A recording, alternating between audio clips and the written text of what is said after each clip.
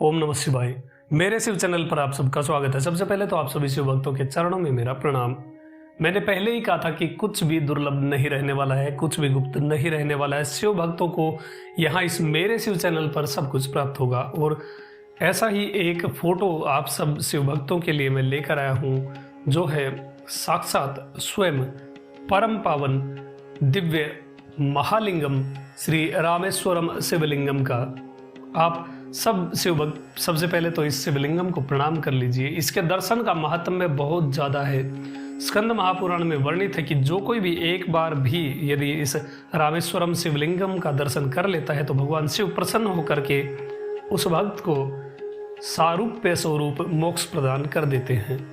भगवान विष्णु के 4 धामों में से एक धाम रामेश्वरम है और भगवान शिव के 12 ज्योतिर्लिंगों में से एक ज्योतिर्लिंग रामेश्वरम है। इसलिए वैष्णवों और शैवों के लिए इस महालिंगम का महत्व तो बहुत ज़्यादा है। जो शिव भक्त अब तक रामेश्वरम नहीं जा पाए हैं, जिन्होंने रामेश्वरम महालिंग का दर्शन अब तक नहीं किया है, वो इस फोटो के माध्यम से इस परम पावन शिवलिंग का दर्शन कर सकते हैं। ये फोटो मैंने मेरे इंस्टाग्राम अकाउंट पर भी डाली है। यदि आप मुझे इंस्टाग्राम पर फॉलो करते हैं तो वहाँ पर भी आप इसे जाकर देख सकते हैं। वहाँ ये अच्छे रिजोल्यूशन में आपको वहाँ। अब जब बात रामेश्वरम महालिंग की हो रही है तो मैं आपको कुछ इम्पोर्टेंट टिप्स यहाँ पर बता रहा हूँ, कुछ चीज़ें आपको बता रहा हूँ जिससे आपको बहुत ज़्यादा पुण्य प्राप्त होने वाला है। इसलिए ध्यान से आप ये सब चीज़ें सुनिएगा ताकि आप इस पुण्य के भागी बन सके। स्कंद महापुराण के सेतु महात्म्य खंड में रामेश्वरम महालिंग का महत्व विस्तार से बताया गया है। कुछ चीज़ें, कुछ टिप्स मैं आपको यहाँ पर रामेश्वर महालिंग के बारे में बता रहा हूँ। जो कोई भी एक बार भी इस दिव्य शिवलिंगम का दर्शन कर लेता है उसे भगवान शिव सारूप्य स्वरूप मोक्ष प्रदान कर देते हैं। सतयुग में 10 वर्षों में जो पुण्य प्राप्त होता था वही त्रेता युग में 1 वर्ष में सिद्ध होता था और वही द्वापर में 1 महीने में सिद्ध होता था। कलयुग में वो 1 दिन में साध्य होता है। इसलिए कलयुग का भी बहुत ज़्यादा महत्व है।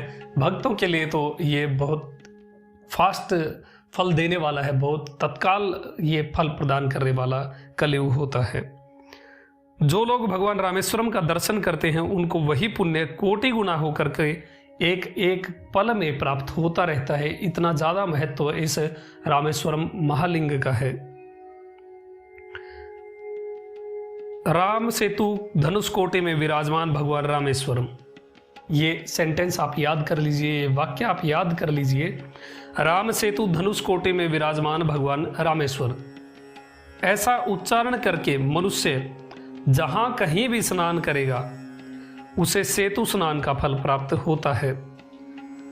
आप कहीं पर भी स्नान करिए, आप अपने घर में भी स्नान करिए, जब आप स्नान करें उस समय ऐसा उच्चारण करें, राम सेतु धनुष कोटि में विराजमान भगवान रामेश्वर।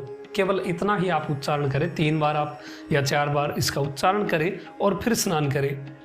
जब इस तरह आप स्नान करते हैं तो आपको राम सेतु के जो वो परम तीर्थ क्षेत्र है उस तीर्थ में स्नान करने का जो पुण्य आपको प्राप्त होता है वही आपको अपने घर पे स्नान करने से पुण्य प्राप्त होगा। केवल इतना ये शब्द उच्चारण करने से। शब्द क्या है? राम सेतु धनुष कोटि में विराजमान भगवान रामेश्वरम। ऐसे भगवान शिव का ध्यान करते हुए आपको स्नान करना है। तो इससे आपको राम सेतु उधर उस तीर्थ में जो पुण्य आपको प्राप्त होता वही पुण्य आपको अपने घर पर स्नान करने से भी होगा। इसलिए ये चीज़ आप नोट कर लीजिए, लिख लीजिए और जब भी आप स्नान करें ऐसा 3 बार उच्चारण करें, केवल आपको बहुत ज़्यादा पुण्य प्राप्त हो। रामनाथ महादेव करुणानिधि सदा मेरी रक्षा कीजिए। इस प्रकार जो उच्चारण करता है, इस प्रकार जो सदैव उच्चारण करता रहता है, रामनाथ महादेव करुणानिधि सदा मेरी रक्षा कीजिए, जो इस प्रकार से हमेशा उच्चारण करता है उसे कलयुग कभी भी नहीं सताता है। रामनाथ जगन्नाथ धुरजटे नील लोहित, जो इस प्रकार सदा बोलता है उसे कभी माया नहीं सताती है। रामनाथ जगन्नाथ धुरजटे नील लोहित, इस प्रकार बोलने से माया नहीं सताती है। नीलकंठ महादेव रामेश्वर सदाशिव, ऐसा बोलने वाला प्राणी कभी काम से कष्ट नहीं पाता है, यानी काम वासना से उसे कभी कष्ट नहीं प्राप्त होता। हे रामेश्वरम, हे यमराज के शत्रु, हे कालकूट विष का भक्षण करने वाले शिव, प्रतिदिन इस प्रकार उच्चारण करने वाला पुरुष कभी क्रोध से पीड़ित नहीं होता है।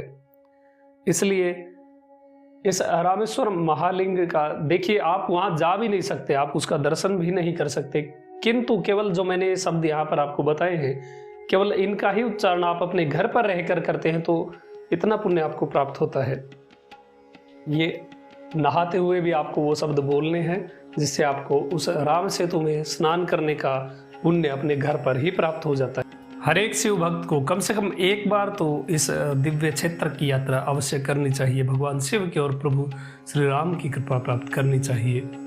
किंतु अभी तक जो लोग नहीं जा पाए हैं वो इस फोटो का प्रिंट निकाल सकते हैं, अपनी पूजा स्थल में इस प्रिंट को रख सकते हैं, इस अपने पास रख सकते हैं, इसकी पूजा भी आप कर सकते हैं, भगवान के निमित्त आप इसका ध्यान भी कर सकते हैं। और अवश्य से ज़रूर से ज़रूर आप वो शब्द, वो सेंटेंस आप नहाते समय, स्नान करते समय अवश्य बोलिए, ताकि आपको राम सेतु में स्नान करने का पुण्य प्राप्त हो सके और आपके पितरों का और आपका भी कल्याण हो सके। यदि आप मुझे इंस्टाग्राम पर फॉलो कर रहे हैं तो आपको इंस्टाग्राम पर वो फ़ोटो मिल जाएगी और इस फोटो का एक लिंक डिस्क्रिप्शन में भी आपको यहाँ पर मिल जाएगा, आप वहाँ से जाकर इसको डाउनलोड कर सकते हैं। वीडियो कैसी लगी कमेंट में अवश्य बताएं, कमेंट में नमः शिवाय लिखें। आपका दिन शुभ हो। ओम नमः शिवाय।